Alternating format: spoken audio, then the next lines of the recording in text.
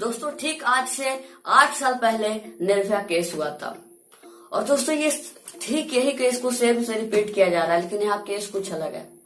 दोस्तों सोचिए अगर उस वक्त दोस्तों फैमिली को निर्भया की बॉडी नहीं दी जाती तो क्या होता दोस्तों, जब रोड्स को ब्लॉक कर दिए जाते और प्रोटेस्टर को इंडिया गेट के पास प्रोटेस्ट करने के लिए नहीं दिया जाता।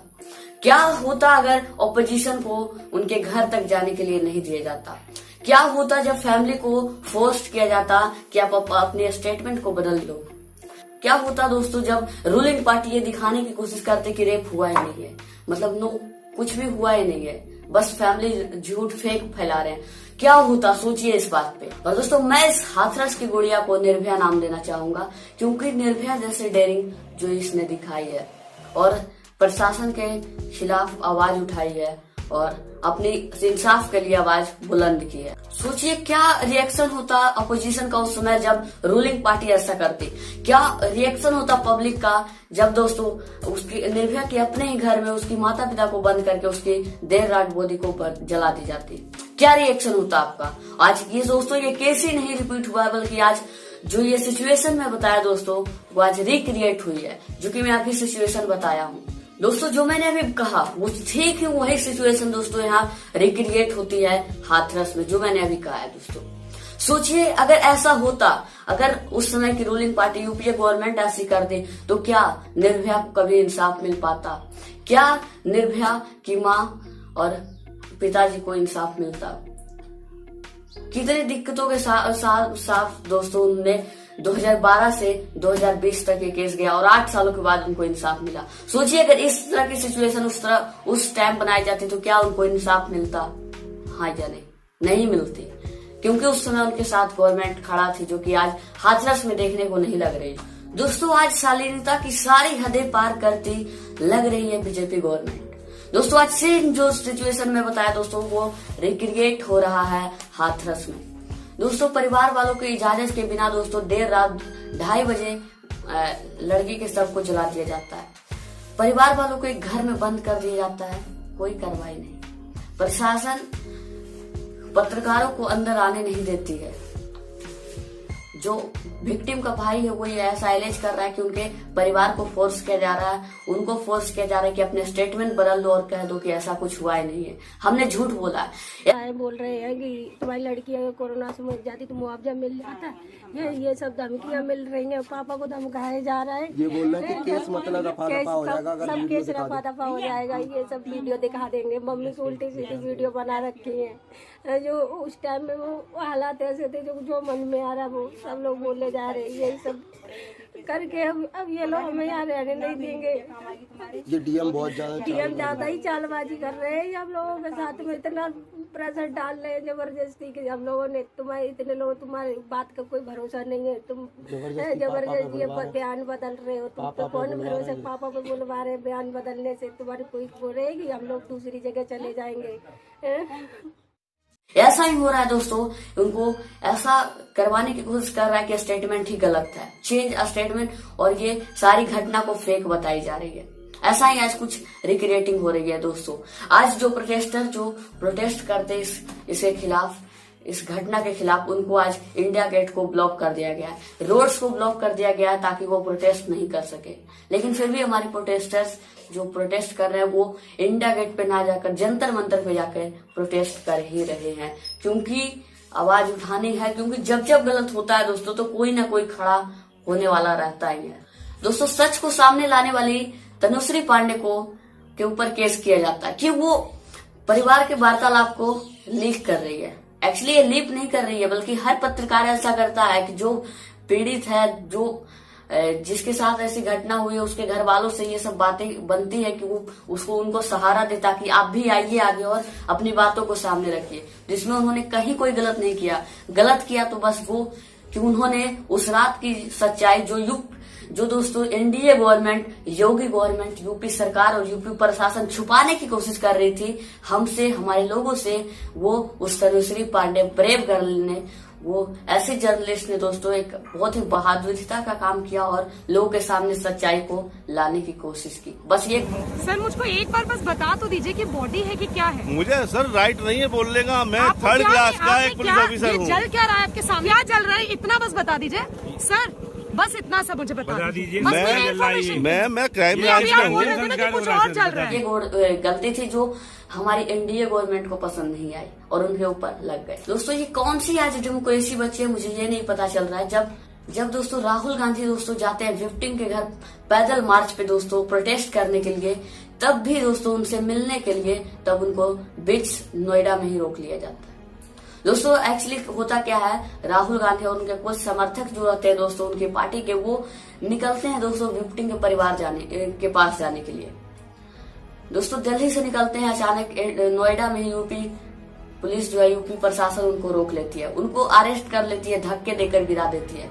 देख सकते हैं आप तस्वीर में कि किस तरह एक सेकेंड जो पार्टी है हमारे इंडिया का सबसे बड़ा पार्टी जो है इंडिया का, उसके अध्यक्ष के साथ ऐसा किया जा रहा है। तो ये मत सोचिए कि आज इनके साथ हो रहा है। और कुछ लोग ऐसा ट्वीट कर रहे हैं, मतलब कुछ लोग ऐसा बातें कह रहे थे कि पप्पू जो है वो नोएडा में आज छुड़ा गया।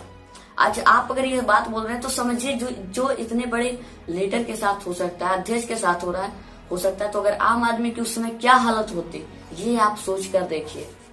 जब दोस्तों ये पुलिस कहते हैं कि आप नहीं जा सकते, तब ये कहते हैं मेरे समर्थकों को मत आने दो, मैं अकेला जाना चाहता हूँ हाथरस पैदल चलकर, लेकिन फिर भी इनको नहीं दिया जाता है। बताइए अब किस तरह की डेमोक्रेसी बची है।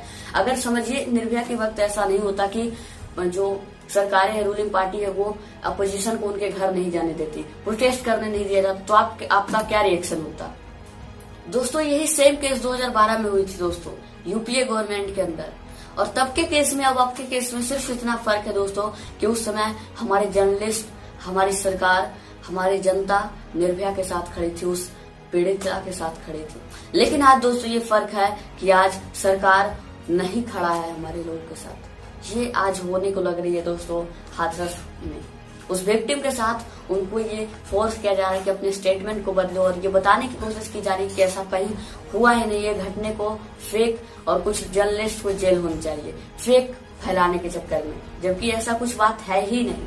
और जो आज बीजेपी की सत्ता है दोस्तों, वही केस की नतीजा है, वही घटने की नतीजा है जो आज यूपीए गवर्नमेंट आज रूलिंग में नहीं होकर बीजेपी गवर्नमेंट है, जिसके लिए वो सत्ता पे आई दोस्तों, आज उसकी हालत ऐसी है। सोचिए दोस्तों अगर उस समय ऐसा पुलिस कहते कि ऐसा कुछ हुआ ही नहीं था, बस ये फेक घटना बताई जा रही है, ये जो दरिंदगी हुई है ये हुआ ही नहीं, ये गलत है, निर्भया झूठ बोल रही है, उनकी माँ झूठ बोल रही है, उनकी परिवार झूठ बोल रही है, तो कैसा उस परिवार के साथ बीतता, कैसा आप सोचते, ये कभी सोचने की कोशिश की है जो आज हो रहा है। दोस्तों जब 2012 में ये केस हुआ था तो दोस्तों सभी लोग, सभी जर्नलिस्ट, सभी लोग, जनता जो है दोस्तों उस विक्टिम के परिवार के साथ खड़े थे। रूलिंग पार्टी उस समय की खड़ा थी, रूलिंग दोस्तों। तब दोस्तों जब जर्नलिस्ट लगातार ही दोस्तों यूपीए गवर्नमेंट की विरोध कर रहे थे, और आज दोस्तों ये चीज नहीं होने को लग रही है, और जो विरोध करना चाहते हैं उनके खिलाफ कोई ना कोई बात बनाकर उनको गलत साबित करने की कोशिश है दोस्तों। उस समय दोस्तों पत्रकार अपने ऊपर लाठियां खा रहे थे, पानी की बैंकर उनके ऊपर बरस रही थी दोस्तों, फिर भी वो विक्टिम के साथ खड़े थे, जो कि आज नहीं है दोस्तों। उस समय दोस्तों सभी लोग इंडिया गेट के पास प्रोटेस्ट कर रहे थे, और साथ ही साथ दोस्तों उस समय की दिल्ली की सीएम शीला दीक्षित से दोस्तों सभी लोग इस्तीफा मांग रहे थे। उस समय की याद है मुझे आज भी दोस्तों, जब सोनिया गांधी और पीएम मनमोहन सिंह ने दोस्तों उस लड़की को सिंगापुर भेजा था उनकी मेडिकल चेकअप के लिए, उनको ट्रीटमेंट के लिए, जो कि आज नहीं हुई है दोस्तों, आज कहाँ है। और दोस्तों आज भी याद है जब पीएम मनमोहन सिंह जी और सोनिया गांधी जो है दोस्तों वो उन निर्भया के पार्थिव शरीर को लाने के लिए दोस्तों वो एयरपोर्ट पे गए थे। कहाँ है आज मोदी, कहाँ है योगी, कहाँ है जनता जो आज इस्तीफा मांग रही थी शीला दीक्षित से, आज योगी से इस्तीफा क्यों नहीं मांगा जा रहा है। मैं ये सवाल पूछना चाहता हूँ इस देश की जनता से, इस देश की आन बान और शान, जय जवान और जय किसान के नारों देने वाले जनता से, पुलिस से, मैं ये जर्नलिस्ट से पूछना चाहता हूँ कि आज कहाँ है आप क्यों नहीं आज योगी की बात कर रहे हैं, कहाँ है पीएम मोदी, एक ट्यूब तक नहीं इस मामले में, क्यों आज किस तरह की नाइंसाफी इस परिवार के साथ की जा रही है। और वैसे तो दोस्तों एक ट्वीट नहीं हो रहा है, आज तक खामोश है दोस्तों हमारे पीएम नरेंद्र मोदी। लेकिन दोस्तों उनके अगर कैमरा से फोटो खिंचवाने की बात हो जाए तो वो बहुत दूर दूर से चले जाते हैं। अपनी माँ के पास जब जाते हैं तो कैमरा लेकर पहुंचते हैं ताकि लोग ये समझे उनके बारे में कुछ। दोस्तों तो आज लोग क्यों नहीं खड़ा हो रहे हैं, क्यों योगी से इस्तीफा नहीं मांग रहे, क्यों इस बारे में विरोध नहीं कर रहे हैं कि उनको प्रोटेस्ट करने के लिए नहीं दिया जा रहा। फैमिली के साथ ऐसा नाइंसाफी क्यों हो रहा है दोस्तों? क्या उस समय यूपीए गवर्नमेंट थी ये फर्क है और आज बीजेपी गवर्नमेंट है इसलिए अब भक्त जन है इसलिए ये बात है क्या? सोचिए दोस्तों क्या होता जब उस समय की प्रशासन जो है दोस्तों, गवर्नमेंट जो है और ये बताने की कोशिश कर दे कि ये जो रेप हुआ ये फेक है, ऐसा कहीं हुआ ही नहीं, ये लड़की झूठ बोल रही है, इनकी परिवार झूठ बोल रही है। दोस्तों ये जो आप तस्वीर देख रहे हैं अपने स्क्रीन पे, ये इनका नाम प्रशांत कुमार है और ये यूपी के एडीजी हैं, जो कि ऐसा बता रहे हैं कि स्पर्म बॉडी पे ना पाने की वजह से ये रेप नहीं है, ये फेक रेप है। लेकिन प्राप्त हो गई है जिसमें यह स्पष्ट रूप से बताया गया है कि जो सैंपल एकत्रित किए गए थे उसमें किसी तरह का स्पर्म और शुक्राणु नहीं पाया गया। इससे स्पष्ट होता है कि कुछ लोगों के द्वारा प्रदेश में गलत तरीके से जातीय तनाव पैदा करने के लिए इस तरह की चीजें कराई गई। लेकिन मैं इनको एक बात कहना चाहता हूं कि शायद ये धारा 376D के बारे में जिक्र किया होता और उसे जान लिया होता। धारा 376D में जानने के बाद आपको पता चल जाएगा कि अगर स्पर्म नहीं भी पाई जाती है तब भी उसके साथ गलत होता है और उसको बलात्कार माना जाता है। दोस्तों धारा 376D क्या कहता है कि किसी भी स्त्री के साथ एक या एक से अधिक लोग समूह बनाकर जब एक साथ बलात्कार करते हैं तब सभी को बलात्कारी माना जाएगा और बलात्कार के अपराध में सभी को शामिल किया जाएगा और उनको न्यायाधीश के तहत दंडित किया जाएगा। दोस्तों ये धारा 376D कहता है, जो कि प्रशांत कुमार को पहले जान लेनी चाहिए। अब आप ये वीडियो देखिए, इसमें हाथरस के डीएम जो है वो उनके परिवार वालों को धमका रहे हैं और कह रहे हैं रिपोर्टर तो आज हैं कल चले जाएंगे, वो भी आधी है, रहना हमें ही है, हमारे साथ ही। ये उनको धमकाने की कोशिश कर रहे हैं कि अपना बयान वापस ले लो। किस तरह से आप वीडियो में देखिए। अपनी विश्वसनीयता खत्म मत करिए। ये मीडिया वाले मैं आपको बता दूं, आज अभी आधे चले गए, कल सुबह तक आधे और निकल जाएंगे, 2-4 बजेंगे कल रात और हम ही आपके साथ खड़े हैं। अब आपकी इच्छा, आपको बार बार बयान बदलना नहीं बदलना है, अभी हम भी बदल जाए कि नहीं। हम थोड़ा तो शर्म करते हैं डीएम साहब, आप भी नेता के तलवे चाटने लगे। आप तो पढ़े लिखे लोग हैं, आप बहुत सारे स्टूडेंट के आइडियल बन चुके हो। बहुत बच्चे चाहते हैं कि मैं डीएम बनूं, यूपीएससी क्लियर करूं, लेकिन आपके जैसा जब लोग जो बिना पढ़े लिखे नेता के सामने तलवे चाटने लगा पढ़ने के बावजूद भी, तो उस पढ़ाई का क्या मतलब, मैं ये पूछना चाहता हूँ। थोड़ा तो शर्म कीजिए यार, नेता की तलवा क्यों चाटते हो? ज्यादा ट्रांसफर करवाएंगे ये लोग, उससे ज्यादा क्या कर सकते हैं, लेकिन इनकी इतना गिर जाना मुझे नहीं लगता ये सही है। ये कैसे गवर्नमेंट है दोस्तों जो डेमोक्रेसी को खत्म करना चाहती है, डेमोक्रेसी को नहीं मानना चाहती। लाइक ब्रिटिशर क्या चाहते थे दोस्तों कि उनके राज में कोई उनके खिलाफ विरोध ना करे, जो कि आज यही हो रहा है।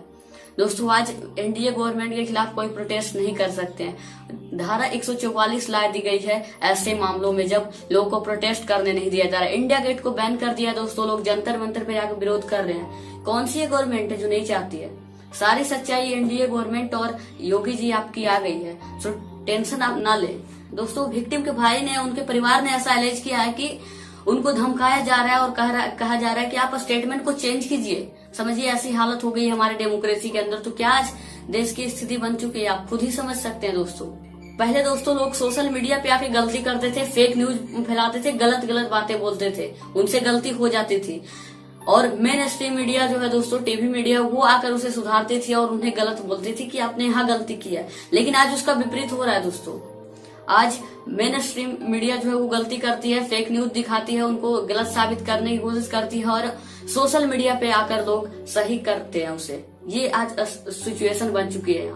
दोस्तों आप खुद सोचिए कि कुलदीप सेंगर जैसे लोग क्यों है हमारे देश में, क्यों वो लगातार एमपी और एमएलए बने जा रहे हैं। सोचिए इस बात को मैं समझाता हूँ।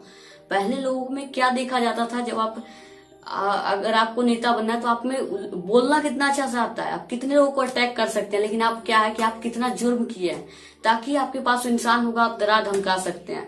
नीरव मोदी से इसी तरह का होता है दोस्तों। नीरव मोदी का कर्जा माफ कर दिया जाता है और कहा जाता है इलेक्शन के वक्त तो मुझे पैसे दे देना, और इन लोगों से कहा जाता है कि मेरे लिए आर्म फोर्स तैयार करो और मुझे वोट ला कर दो। इसलिए ये सब आ रहे। क्यों आज कुलदीप सेंगर जैसे लोग बार बार बच के दोस्तों एमएलए और एमपी बनते हैं? सोचने वाली बात। क्यों ऐसे क्रिमिनल पैदा होते हैं, और वो भी जो दोस्तों ऐसे एमएलए और एमपी बन जाए? समझिए इस बात में कितनी ये शर्म की बात है हमारी डेमोक्रेसी के लिए, हमारे लिए, हमारे देश के लिए, कि ऐसा कोई आता है और सभी लोगों पे राज करता है। तो अंधभक्त जी, ये है सच्चाई आपकी एनडीए गवर्नमेंट की, ये है सच्चाई आपके सरकार की, ये है सच्चाई आपके योगी जी की। आशा करता हूँ आप समझ गए होंगे और शायद मेरी आवाज किसी तरह ना पहुंचे, क्योंकि मैं तो एक अंधे कोने में सिर्फ बके जा रहा हूँ। सो जय हिंद।